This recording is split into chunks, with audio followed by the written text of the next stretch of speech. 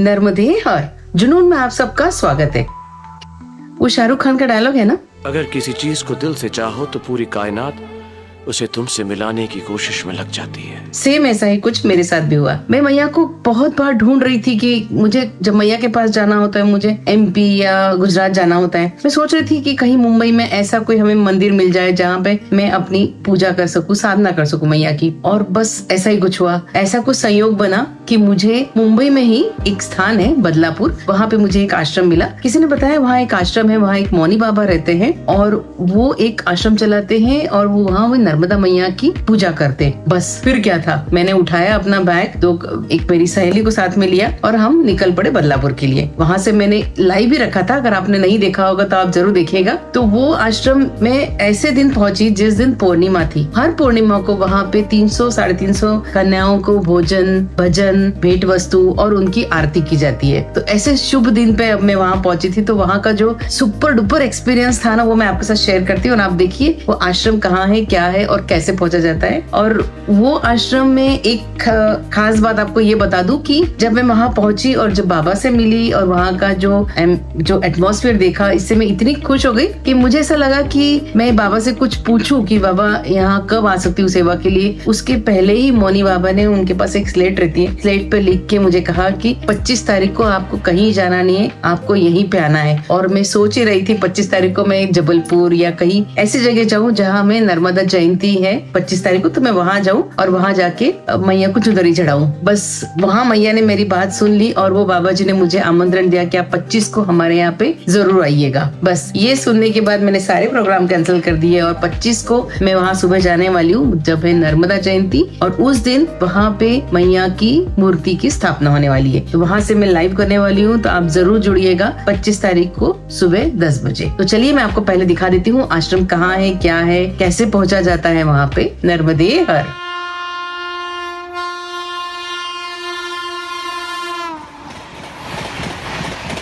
अब जैसा कि आपको पता है कि हम बदलापुर पहुंच गए। बदलापुर स्टेशन पहुंचते से ही आपको ईस्ट और वेस्ट होता है मुंबई में, तो आपको बदलापुर ईस्ट में आना है। ईस्ट में आने के बाद वहाँ पे शेयर ऑटो, वहाँ पे मीटर से नहीं शेयर ऑटो से रिक्शा चलती है। वहाँ पे आपको बोलना पड़ेगा खरवई नाका चलिए, जो कि 20 रुपए में आपको खरवई नाका तक ले जाते हैं। जैसे ही आप आश्रम में पहुंच जाते हैं, ये आश्रम को बन के 2008 से यहाँ पे बाबा जी हैं। पता नहीं कितने साल पुराना मंदिर होगा। ये तो पहली मीटिंग थी, तो मुझे इतना जानने का मौका नहीं मिला क्योंकि भीड़ भी बहुत थी। तो जब मैं पहुंची थी तो वहाँ की एंट्रेंस ही देख के मुझे इतना अच्छा लगा कि ये एंट्रेंस पे मतलब आपको बाहर ही आश्रम का नाम लिखा हुआ मिला और आश्रम के अंदर एंट्री करते से ही वहाँ पे लिखा हुआ था सुस्वागतम। इतने फूलों से सुसज्जित करा हुआ वहाँ पे।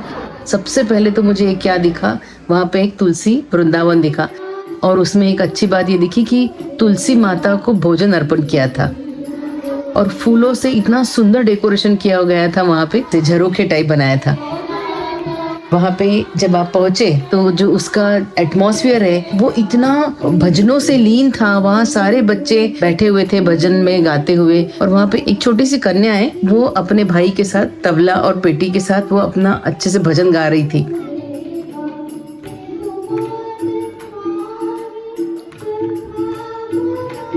वो इतने सुमधुर भजन गा रही थी और सारे बच्चे लाइन से एक इसमें बैठ के भजन की लाइन दोहरा रहे थे। इतना डिसिप्लिन तो ऐसे किसी मैंने स्कूल में भी नहीं देखा था। इतने अच्छे से बच्चे बैठे हुए तल्लीन होके।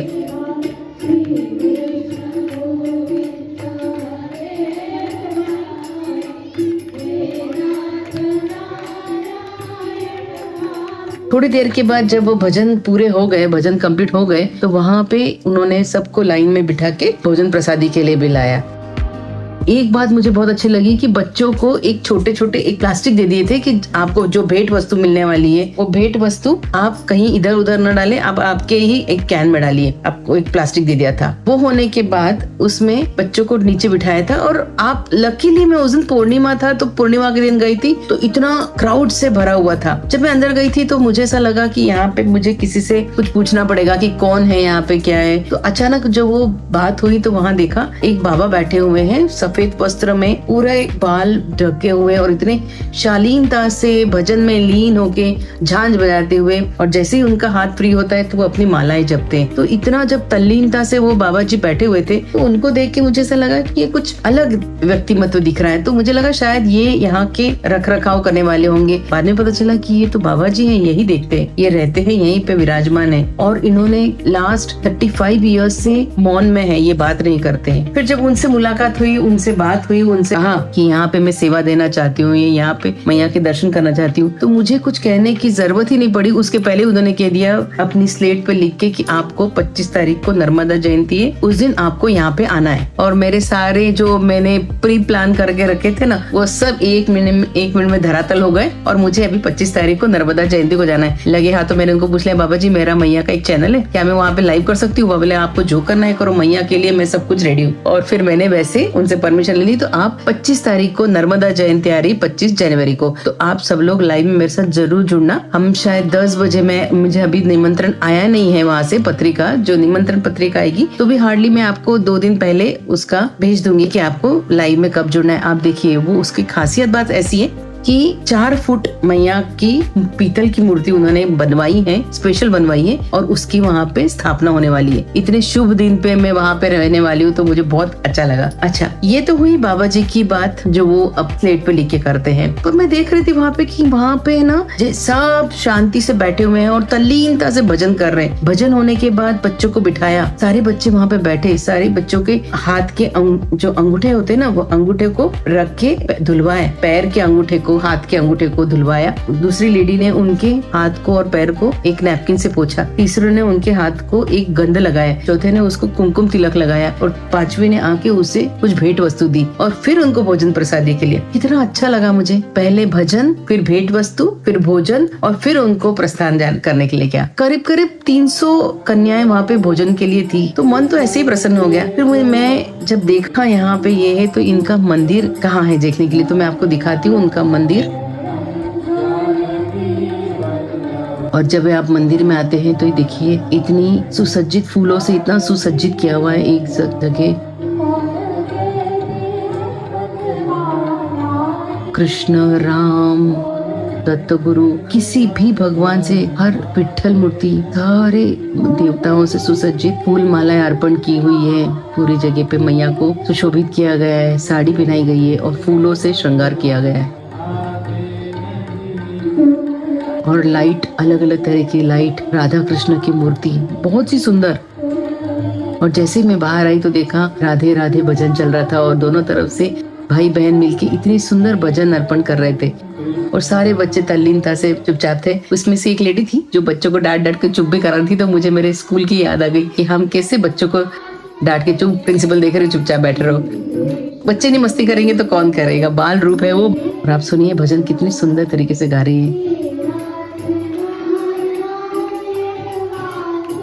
इतनी छोटी उम्र में इतना भावपूर्ण भजन अद्भुत है।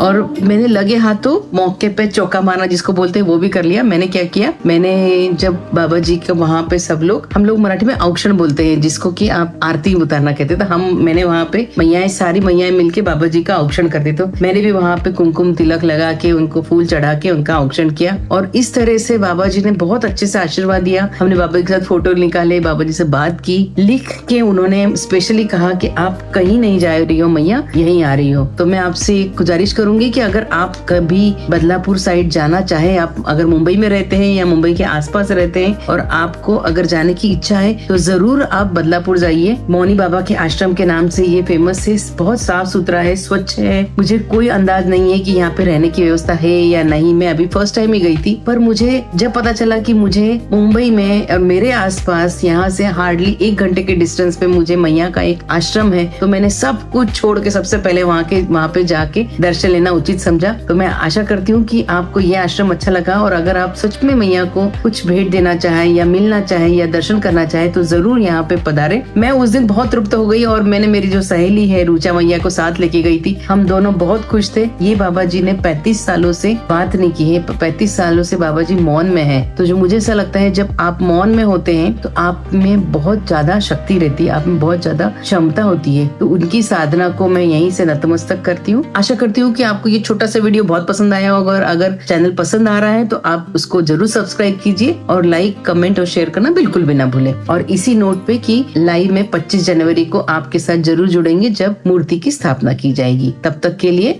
नर्मदे हर।